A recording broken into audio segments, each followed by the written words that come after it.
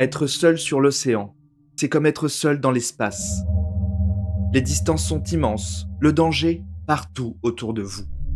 Je parcours plein de sites internet chaque jour. J'achète beaucoup de livres qui parlent de survie ou d'exploration pour vous trouver des histoires qui sortent du commun. Chaque explorateur, ou homme ou femme lambda, peut à un moment donné vivre une survie de l'extrême. Le genre d'histoire où vous et moi ne voudrions pas finir. C'est aussi pour ça que ces histoires nous intéressent, nous fascinent, car elles sortent du commun. Je pense vous en avoir trouvé une histoire qui sort du lot, où les dangers sont partout, où l'homme et la nature doivent coexister et espérer un miracle. Bienvenue dans l'épisode 2 de ma série sur les survies de l'extrême, sur Steven Gallaghan, 76 jours à la dérive.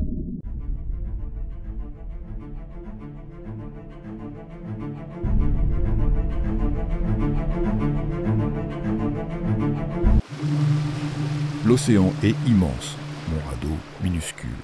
Je suis une brindille perdue au milieu d'une immensité bleue. La panique monte. Personne ne sait exactement où je suis. Mais je refuse de me laisser aller. Je vérifie mes réserves, un peu d'eau, quelques biscuits, une lampe, un couteau et surtout mon désalinisateur solaire, mon unique espoir. Comment cette histoire incroyable commence? Steven Gallaghan a 29 ans. C'est un navigateur expérimenté pour son jeune âge. Il adore la mer. Il passe tout son temps à étudier les quarts, les courants marins. Il a plus de 1000 heures de navigation derrière lui. Lui, ce qu'il aime, c'est les voiliers. La sensation de glisse sur l'eau, pas de bruit de moteur, juste le vent, la mer et lui. En 1982, il décide de faire la traversée de l'Atlantique en solitaire sur un petit voilier de 6,50 m, le Napoléon Solo. Il considère son bateau, le Napoléon, comme son fils. Belle relation bateau-homme.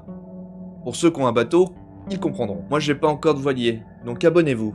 Avec le nombre d'heures qu'il a passé en mer, c'est la suite logique de sa carrière d'exploration des océans. Les proches de Steven pensent que son projet est très dangereux, même avec toute l'expérience et la bonne volonté du monde. C'est quand même l'océan. C'est un endroit imprévisible. Ah ça, il va vite s'en rendre compte, Steven, que l'océan est imprévisible. Il prend quelques mois pour tout préparer. Il met en place son voilier, il fait toutes les préparations pour un tel voyage. Il va bientôt débuter le voyage inoubliable de sa vie. Steven part des Canaries pour allier Antigua.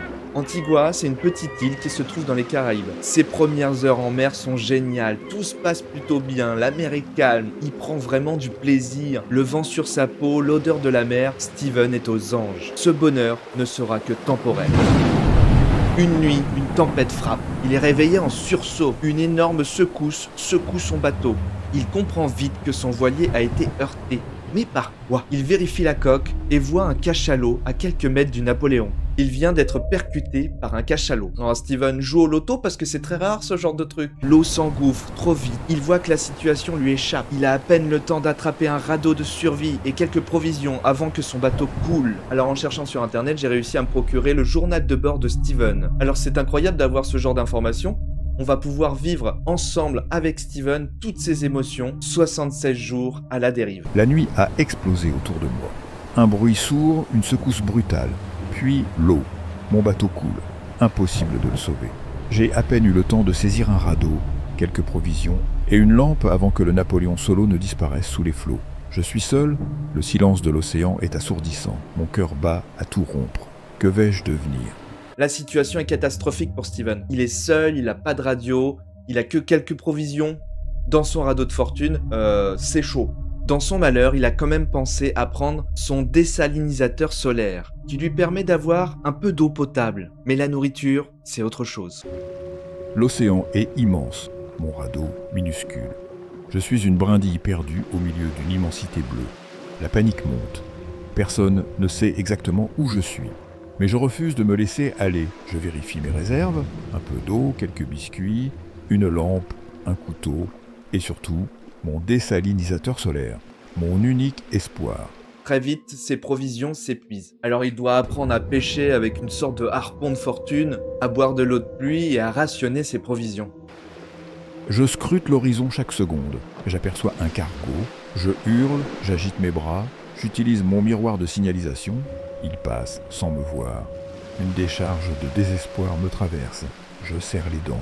Je vais m'en sortir. La dérive. Il est à la merci des courants et des vents. incapable de contrôler sa direction. Il espère croiser un navire, mais les secours ne viennent pas. Il voit plusieurs bateaux au loin, mais personne ne le voit. Il est trop petit dans la mer. Imaginez sa frustration, la survie est juste là-bas, à l'horizon, mais il peut pas l'atteindre. À plusieurs reprises, il essaye de faire des signaux, mais rien n'y fait. Physiquement, il souffre. Le soleil le brûle. Le sel lui ronge la peau. Il est couvert de plaies. Psychologiquement, il oscille entre espoir et le désespoir total. Pourtant, il s'accroche. Chaque jour, il note sa situation dans son carnet, ce qui permet de garder son esprit en éveil. Cela fait déjà 10 jours que Steven erre sur cet océan. Mon ventre est un trou noir. Mes rations diminuent trop vite. Je dois trouver un moyen de me nourrir. J'essaie d'attraper les poissons à la main. Échec total. Mais je ne peux pas abandonner. L'eau potable se fait rare. Je bois à peine un demi-verre par jour. Mon corps s'affaiblit. Victoire. J'ai réussi à harponner une dorade. J'ai rarement vu quelque chose d'aussi beau. Je la mange crue. Chaque bouchée est un soulagement. Mais le sel brûle mes lèvres gercées et mes intestins protestent. Peu importe. Je suis vivant. Chaque jour est plus dur que le précédent. L'océan qu'il aime tant est devenu son pire ennemi. Ils me suivent. Je les vois sous le radeau, leurs ombres tournent lentement. Ils attendent. Mon radeau n'est qu'un fragile bout de plastique. Une simple erreur et je suis foutu. Des gouttes tombent sur ma peau brûlante. Je lève la tête, ouvre la bouche. L'eau. Je tends mes récipients. Je bois à en avoir mal au ventre. C'est la plus belle sensation du monde. Mon corps me lâche. Chaque mouvement est une torture. Je suis couvert de plaies. Mes muscles sont des brindilles. Mes côtes ressortent comme celles d'un cadavre. Pourtant, je m'accroche. J'aperçois des oiseaux.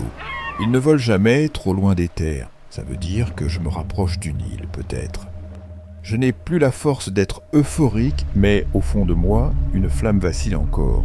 La force de caractère de Steven est impressionnante. Il n'a plus aucune force, mais comme il le dit, il a quand même une petite flamme qui vit en lui.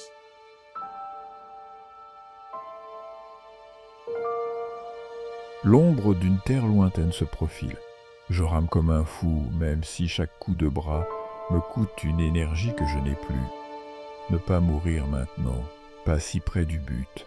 76 jours. Steven est méconnaissable, mais en vie. Sa famille est folle de joie de le retrouver, sain et sauf. Mais une part de lui est restée là-bas, sur son radeau de fortune, au milieu de l'océan Atlantique. Cette histoire est incroyable, en plus de pouvoir vivre jour par jour ce qui s'est passé avec le carnet de bord de Steven, c'est vraiment un super élément, je trouve. Ça rend la chose plus personnelle. Je pense vous avoir coupé l'envie de prendre un petit voilier et de faire un petit tour en mer. N'hésitez pas à me dire ce que vous en avez pensé en commentaire. Et bien sûr, si vous aimez les récits de survie et d'exploration, abonnez-vous. Je suis une petite chaîne qui va grandir tel un papillon. On peut dire ça? On peut dire ça, Brice, comme un papillon? Je vous retrouve très vite pour un nouveau récit d'exploration ou de survie.